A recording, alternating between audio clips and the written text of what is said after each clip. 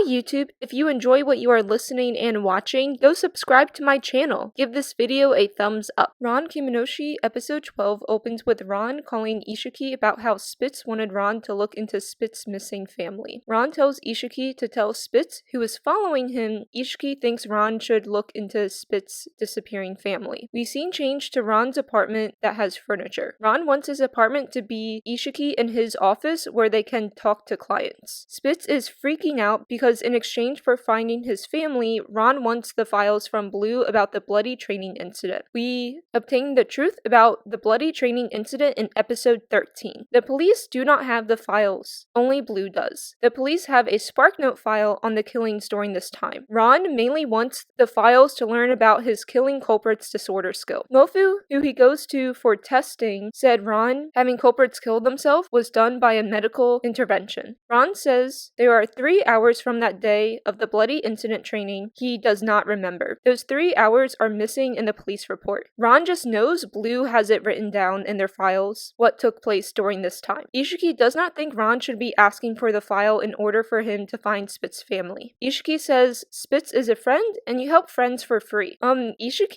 is not forgetting the files, which is odd. Ishiki has no part in the House of M, but he should then suggest they get the files another way, not an all or nothing situation.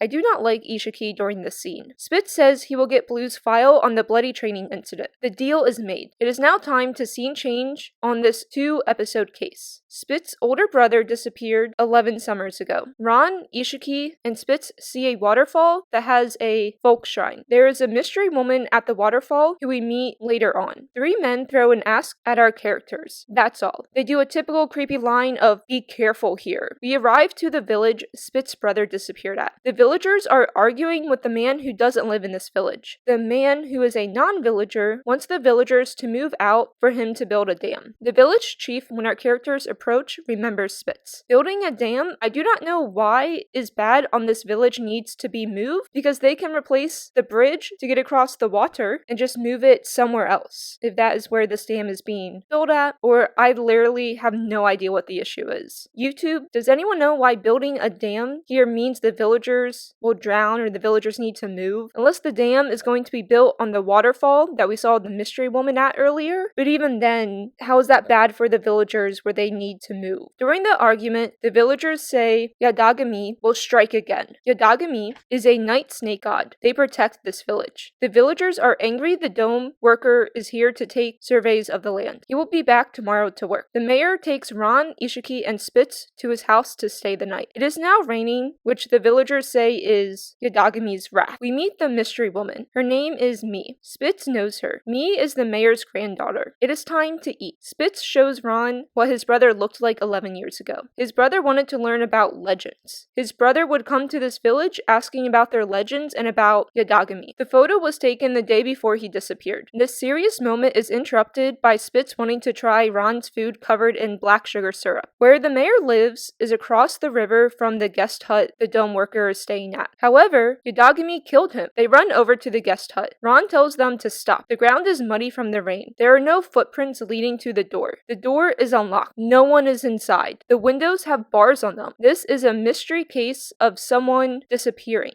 They find the dome worker dead the next morning. Around his neck are scales to resemble the night snake god and his wrath. Any villager could have staged this death since they all did not want a dome built. Ishiki says from what they currently know is the man died from a blow to the head falling into a basin. YouTube, if you do not know what a basin is, it is the wall dipped to water. Oh, did the mayor do it? He is saying Yadagami killed him and it is not done by anyone else. Which, in the country I live in, ghosts are legally real. And I have no idea if gods and religion are legally real, but ghosts are legally real. So I would guess in the country I live in, religion and gods, they're also legally real. The mayor just randomly showed up and was way too quick to say Yadagami did it, but the mayor was in his house when Spitz, Ron, and Ishiki ran to the guest hut, so I guess it's not him, but he's like such a suspect right now in my mind. Mi is now here and says outsiders are not supposed to be at the waterfall. The mayor states the obvious to his granddaughter and says someone died, so outsiders are allowed here. They know who Spitz is. He's an outsider, but he's a friend, and he also does sleuth everything. Ishiki, they know is a detective, so he's also allowed here. Though who is Ron? Ron is Spit's friend, who they both have a hobby of collecting rare wrapping paper. Yay!